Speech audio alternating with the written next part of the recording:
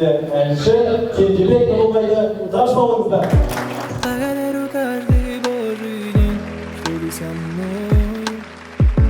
Ты одна такой же, нет на всей земле.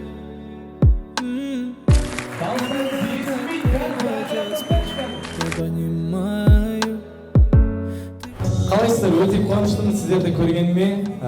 Жалпы енді мынаяққа лекция оқиды деп келіп батқан жоқпыз, әйтеуір сұрақтарыңызға жауап беріп, кішкене на позитиві ғой, в общем. Ұялмай қызармай сұрақтарыңызды қоя беріңіздер, смело. Шоколад әні небәрі 3 айдың ішінде 13 миллион қаралым жиналған екен. Қазіргі таңда ол 31 миллион қаралымға жеткен. TikTok желісінде өте танымал әндердің бірі. Жалпы осы әннің шығу тарихына оралсақ. Енді осы мен негізі өзі әндерді көбінесе андай өмірдегі ситуациямнан нетемін да, ойлап шығарам да, негізі енді өзімде болып жатқан. Бірақ бұл ән ерекше болды мен үшін. Бұл ән в основном образ ретінде шыққан. Өйткені ол кезде мен Москвада болдым. Москвада болдым да, как раз Андрей Малаховтың передачасы болды ғой. Соған барған болатын. Соған бардым да, сосын отельде не істерімді білмей, в общем, жатқан кезде мама звондайды да, қалайсың балам, анау-мынау, и тұрды, балам, үйленбейсің ба, қашан үйленесің? Қашан үйленесің? Мен айтам, мам, мен қыз тапқан жоқпын ғой, қашан сөйтіп, енді тез таппайсың ба, мен немере көруім керек деп сөйтіп, короче, нететін. И сол кезде мен просто бір уақытта ойланып қалдым да, қандай адам керек маған деген секілді. Осы мен өнер жолында мені максимально поддерживать ететін. Өйткені өнер жолы негізі сам по себе нестабильный жол да, негізі. Бірде бар, бірде жоқ. Әрдайым сен любой потеряға дайын болуың керексің. Бұл да андай кішігірім бизнес сияқты ғой. Бұл жерде де банкротство деген тема болады. Бұл жерде неше түрлі жағдайлар болады. Сол жолда, мысалы, мені максимально поддерживать ететін, любой нәрсеге барға қанағат, жоққа сабыр қылатын, сондай, в общем, енді келіншегімнің модель кәдімгідей неткем ғой, өзім миымда образ ретінде жинағам. И сөйткен кезде осы ән шығып тұр ғой. Сөйтіп бірінші куплеті мен припевін жаздым, ешкімге ұнаған жоқ. Онша емес, что-то біртүрлі деп ше.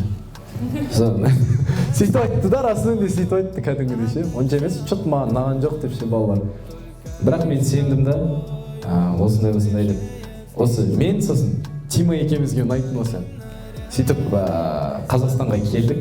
Қазақстанға келгеннен кейін жаңағы Зеренді деген жерге бір жұмыс бабымен барып қалдық та, сол жерде видео түсірдік.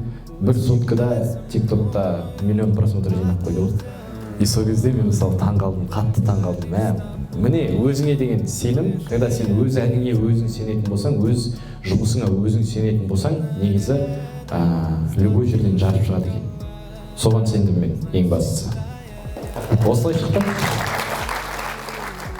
Взаимодействие деген нәрсе бар, солардан өтсеңіздер, мне кажется, осы колледжді максимально андай кәдімгідей ұйымшыл бірге жұмыс істейтіндей мүмкіндік жасауға болады да көп жерде. Енді бүкіл салаларды біріктіріп, бүкіл салаларды, мысалы сіздерде мен өткенде көрдім, и студия бар екен, и видео студия бар екен. Солардың бәрін негізі қазіргі таңда осы колледжде оқып жатқан кезде барлықтарыңыз қолдан қалуларыңыз керек. Мысалы сіздер көріп тұрсыздар, то что мысалы бір оператор мықты түсіріп жатыр. Барасыздар да басқа операторлар ол кісінің жұмысын көрсетеді деген сияқты. Сондай бір-бірлеріңе очень максимально бауырмашылдықпен қарап, бір-бірлеріңді көтеріп отырыңдар. Самое главное сол нәрсе екен негізі, решать ететін. Өйткені қазір сала көп. Негізі мысалы байқап отырсаңдар, А дегеннің бәрі әнші, Б дегеннің бәрі профессионал, сондай болып кетті да. Просто жай ғана мысалы неше түрлі мобилографтар бар, нелер бар, онша түсірмейді, бірақ олар спроста да. Ол неге солай? Өйткені бұл жерде маркетинг деген нәрсе бар, бір-біріне көмектесу деген нәрсе бар. Жаңағы өздерінің салаларыңды, өздеріңді продавать ете алуларың керек та. Ешқашан ұялмаңдар өздеріңді презентовать етуге, ешқашан ұялмаңдар өздеріңді кәдімгідей көрсетуге. Одан сендер кем болып қалмайсыңдар.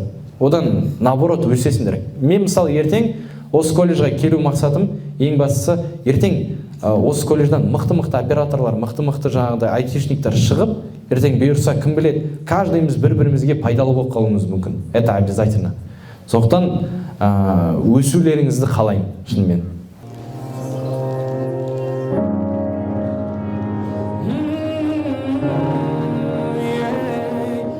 дауысын көбейтесіңдер. Senin önde eşliğe gerek emez. Sen benim buldun men üçün ellis. Endi bere bette, endi bere geç. Dağı senin mağan eşliğe gerek emez. Sen soraklar mazalaydı. İşteyeceğdim meni gaygı. Onun emin tabalmadım. Müldü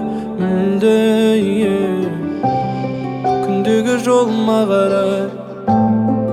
Ünsüzge etip baramın.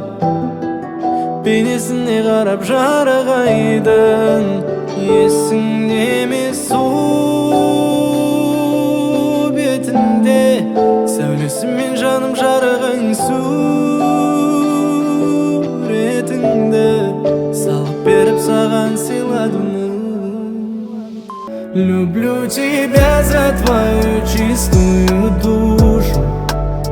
Люблю твой смех, тот, который мне нужен. Люблю твой голос нежный, тихий, воздушный. Люблю тебя за твою чистую душу. Мы построим вместе корабль, зовут любовь. Он несет нас с неба до самых облаков. Туда мы возьмем наше счастье, который подарил Бог. Он убережет нас с тобой от бед и всех невзгод. Лучи солнца обнимают нас с тобой. Я хочу сказать тебе: люблю тебя за твою чистую душу. Люблю твой смех, тот, который мне нужен. Благодарю каждый божий день, что ты со мною. Ты одна, такой же нет на всей земле. Наблюдая, как ты молча спишь, я понимаю. Ты же мой покой, причал моей любви. Если не рядом будешь ждать, если мне нечего сказать, молча обнимешь.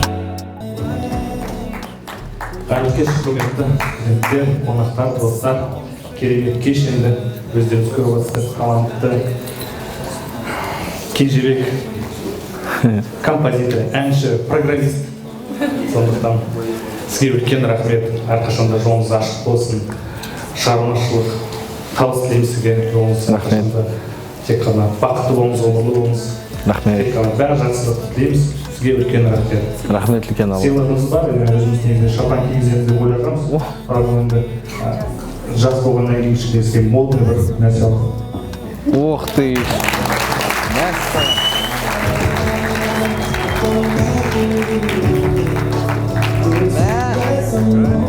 Ой-бой!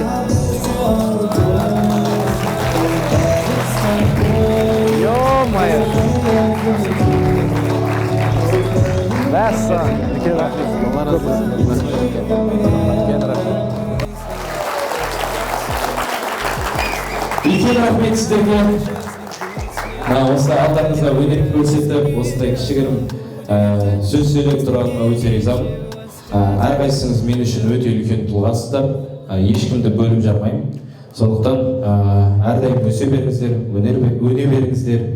Бұйырса осы колледждан шыққан неше түрлі атақты адамдарды көретін болайық. Сіздермен болған мен Кенжебек Нұрдолдай. Келесі кездескенше аман болыңыздар.